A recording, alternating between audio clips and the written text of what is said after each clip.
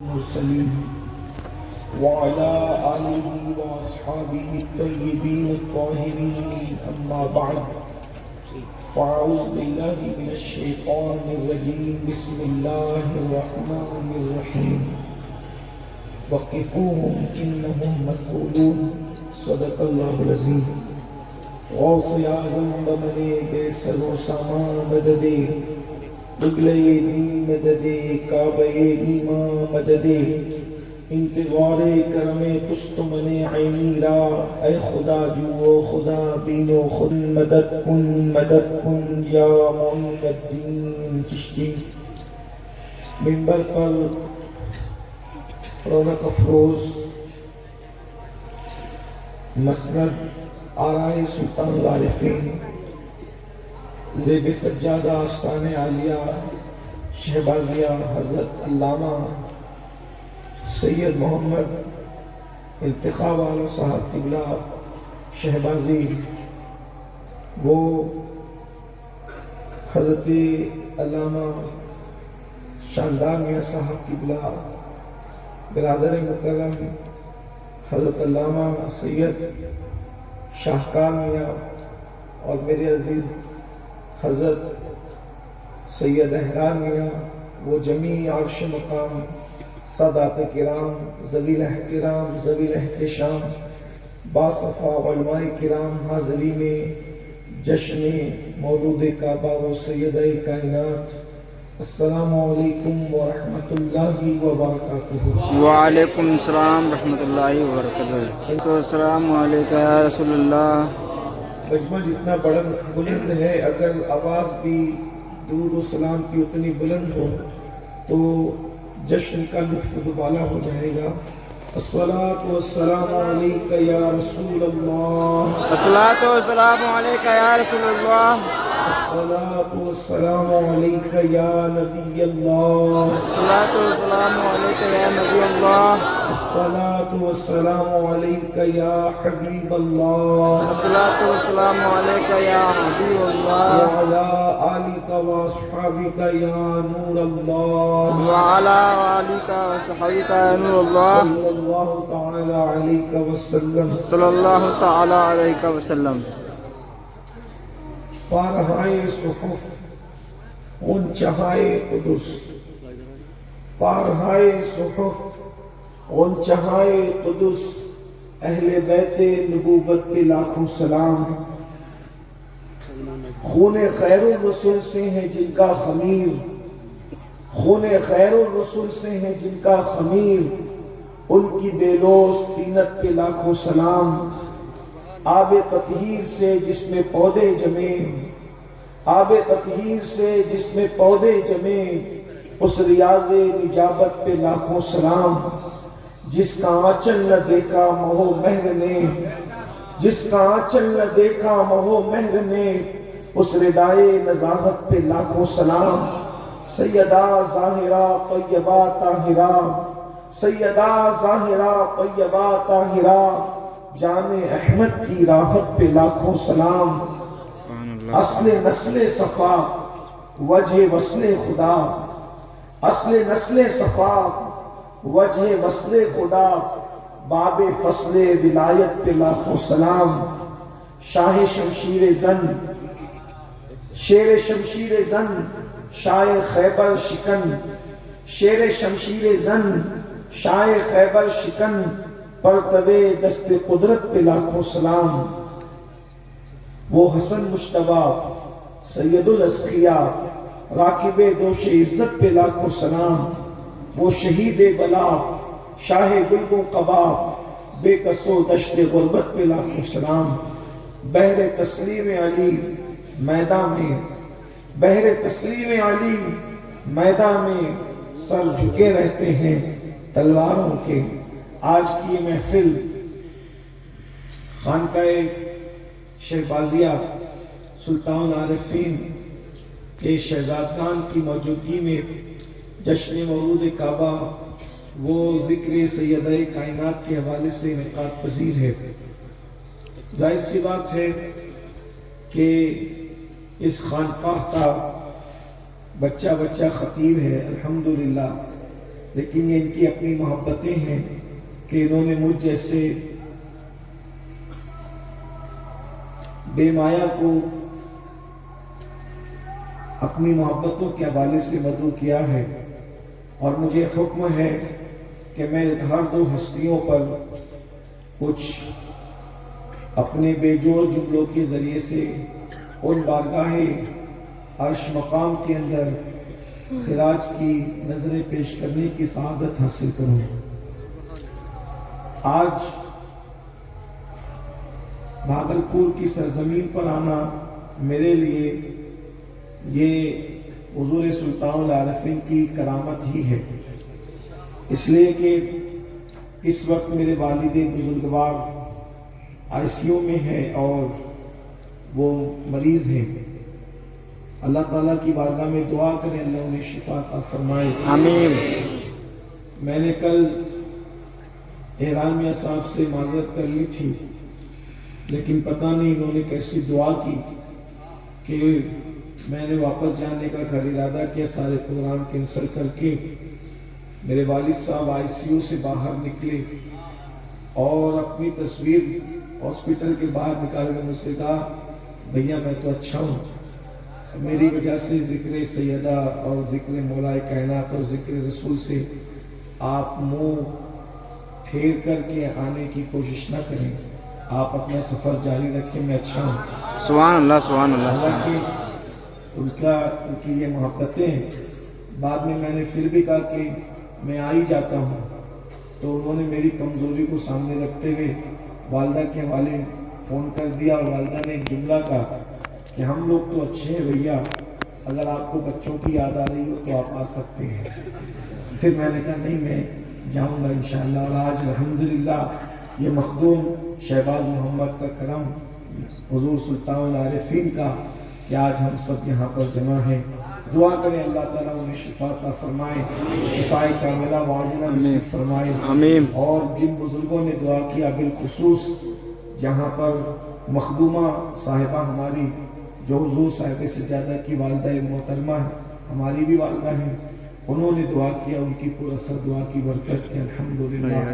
مخدومہ کی دعا کے صدقے میں حاضر ہوں، اللہ تعالیٰ مخدومہ کا سایہ ہم سب کے سروں پر دراز سے دراز طرف فرمائے، اور ان کے فیض و برکات سے ہم سب کو مالا مال فرمائے۔ ایک بار درود شریف پڑھیں، میں اپنی گفتگو کا آغاز کرتا ہوں۔ اللہم صلی علی سیدنا محمد الجود والکرم والہ الکرام وابنہ الکریم وامتہ الکریم یا اکرم الاکرمین، وبارک وسلم صلاۃ وسلام علیک یا رسول اللہ صلی اللہ تعالی علیہ وسلم۔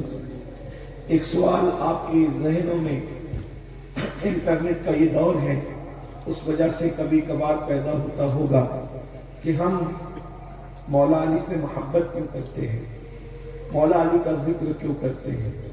یہ محفل ذکر مولا کائنات اور ذکر سیدہ کائنات کی ہے۔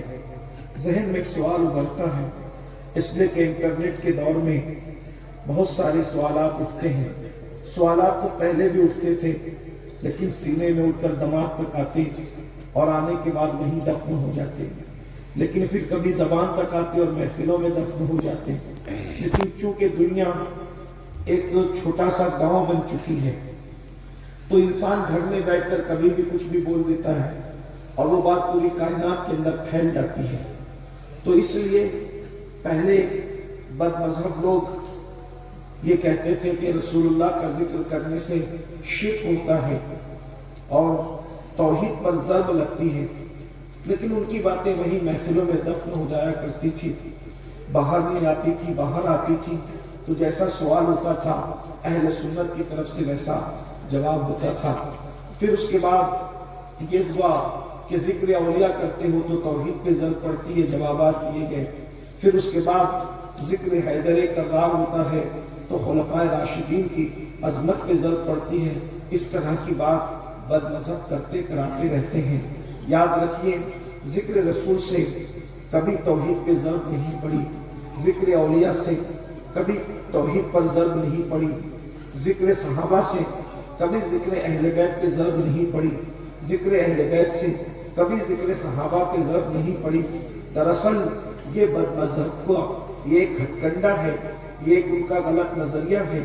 تو ہمارے دل و دماغ میں بھی چونکہ جب پروپیگنڈا ہوتا ہے تو کچھ نہ کچھ وسوسات پیدا ہوتے ہیں کہ آخر ہم ذکر علی کیوں کرتے ہیں، ہم محبت علی کیوں کرتے ہیں، ہم اس سے پیار کیوں کرتے ہیں، یہ تو فلاں کا طریقہ ہے اور یہ تو فلاں کا طریقہ ہے۔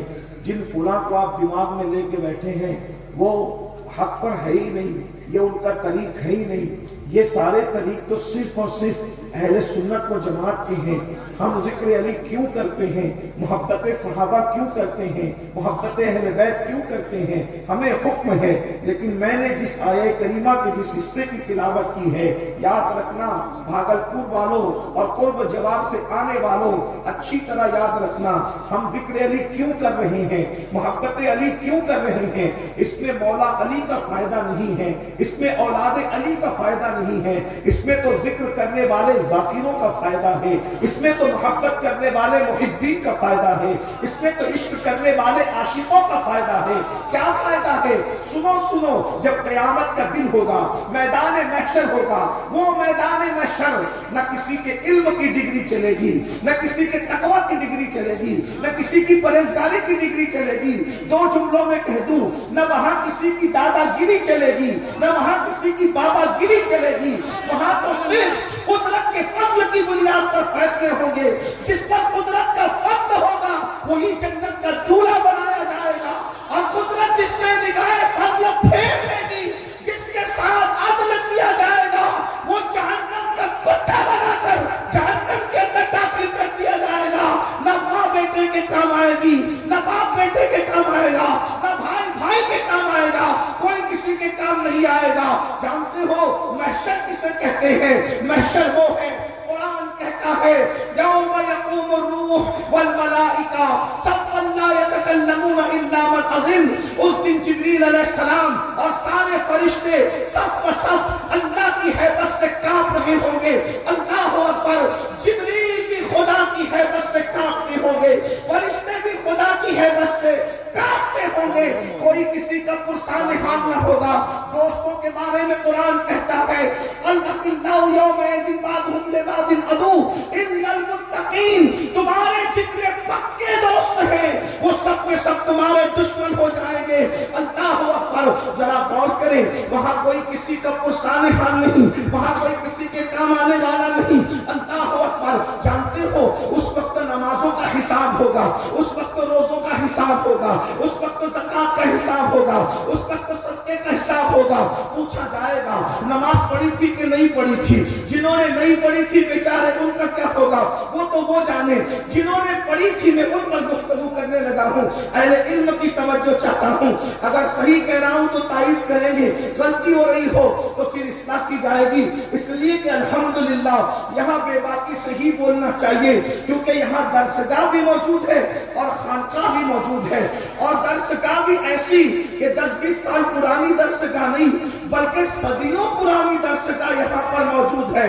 یہاں پر صرف ہندوستان کے شرق و غرب کے لوگوں نے استفادہ نہیں کیا، بلکہ جس بخارا کو جا کر کے لوگ استفادہ کرتے تھے ان بخارا والوں نے بھی یہاں آ کر کے استفادہ کیا ہے۔ جس سمرقند پر لوگوں کو ناز تھا ان سمرقندیوں نے بھی یہاں سلطان العارفین کے قدموں میں زانوئے تلمس طے کیا ہے۔ اس لیے یہاں خانقاہ بھی ہے، درسگاہ بھی ہے، پوری ذمہ داری کے ساتھ گفتگو ہو رہی ہے۔ غلطی ہوگی تو اصلاح ضرور ہوگی، کیونکہ درسگاہ بھی ہے، خانقاہ بھی ہے، ہمارے علماء و صوفیاء موجود ہے۔ توجہ فرمائے، بے نمازیوں کا جو ہوگا وہ تو ہوگا، اس پر میری تقریریں موجود ہے، آج میں گفتگو کا وہ وقت نہیں ہے، لیکن اللہ اکبر! جنہوں نے نماز پڑھی ہوگی ان سے پوچھا جائے گا، روزے دار جنہوں نے روزے نہیں رکھے ان کا جو انجام ہوگا وہ تو ہوگا، جو روزے دار ہوں گے یعنی نماز ہاں پڑھی، ہاں روزہ رکھا، ہاں حج کیا، ہاں زکات دیا، ہاں صدقہ کیا، ہاں بہن کا حصہ بھی دیا تھا، ہاں، اور سب ہاں ہاں ہاں، اب سب ہاں کر دیا، امتحان میں کامیاب ہو گیا۔ اب مجھے بتاؤ، جب سارے اعمال کا جواب دے دیا، اعمال کا تعلق ظاہر سے ہے، جب سارے اعمال کا توجہ کرنا بھاگلپور اور قرب جوار کے